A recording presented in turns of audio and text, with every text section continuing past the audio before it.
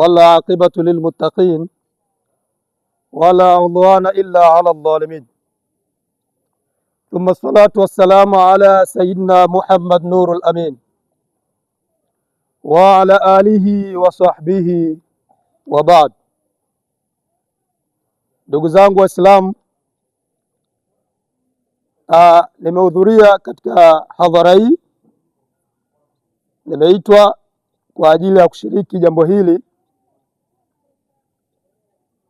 Lengo kubwa ni katika kuhakikisha kwamba tunaendeleza mapambano ya jamii yetu kuwa na maadili ambayo Allah Subhanahu wa Ta'ala ametuelekeza katika Qur'an. Ndugu zangu Waislamu, mimi kwa majina naitwa mkaguzi wa Jeshi la Polisi Tanzania Shahame Makele.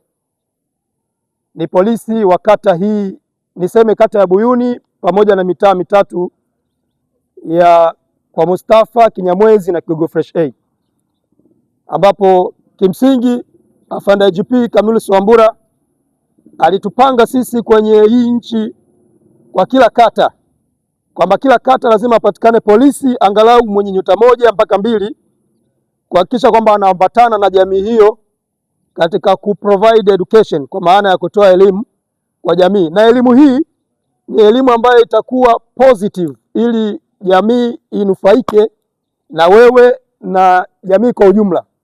Kwa hiyo alhamdulillah, kwa maana ya kata hii ya Pugu pamoja na ile mitaa mitatu ya Buyuni na mitaa mitatu hii ya Pugu, mimi nilipangwa huku kuja kuambatana kushirikiana na ninyi, ili mradi tuhakikishe tunashirikiana kwa pamoja Pugu yetu na Buyuni kwa ujumla iendelee kuwa salama.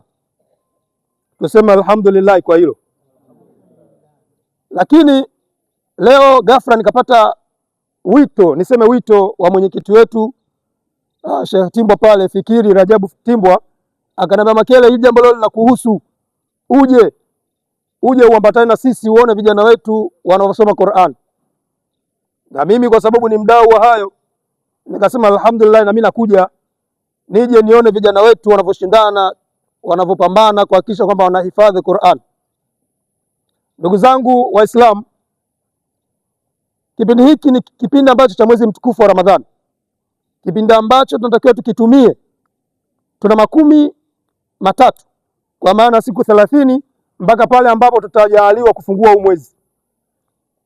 Allah Subhanahu wa Ta'ala anatuambia, ya ayyuhalladhina amanu kutiba alaykumus siyam kama kutiba alal ladina min la'allakum tattaqun.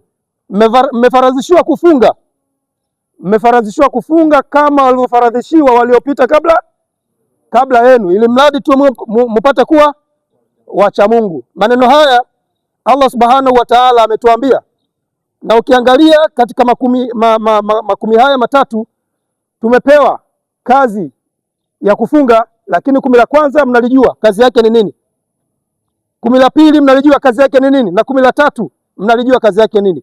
Tukiyakusanya haya yote, maana yake sisi tutakuwa wacha Mungu kwa Allah Subhanahu wa Ta'ala. Niwaombe sana Waislamu wenzangu, niwaombe sana vijana wenzangu, haswa kundi hili ambalo leo mnaliona linahitaji malezi yaliyokuwa bora. Kundi hili ambalo leo baada ya miaka 10 au 20 mbele ndio watakuja kuwa kama sisi. Watakuja kuwa kama sisi. Sasa hapa tukiharibu huu msingi leo, na msingi mzuri ni kuwapitisha vijana kwenye Qur'an. Hakuna msingi mwingine. Kijana akishiba Qur'ani vizuri, akahifadhi juzuu 30 vizuri, na pia na naamini kabisa kwa Mwenyezi Mungu kwamba hatosumbua, hatakuwa mhalifu, hatakuwa na uwezo wa kuwa na tabia mbaya, kwa sababu tayari amepata yale yaliyokuwa kwenye Qur'an. Mimi naamini hata sisi tuliokuwa huko ambao tayari tumehifadhi Qur'an tulikuwa kama wale, na leo sisi sidhani kama kuna mtu anaweza akashawishika na wewe akakwambia eti nenda kafanya jambo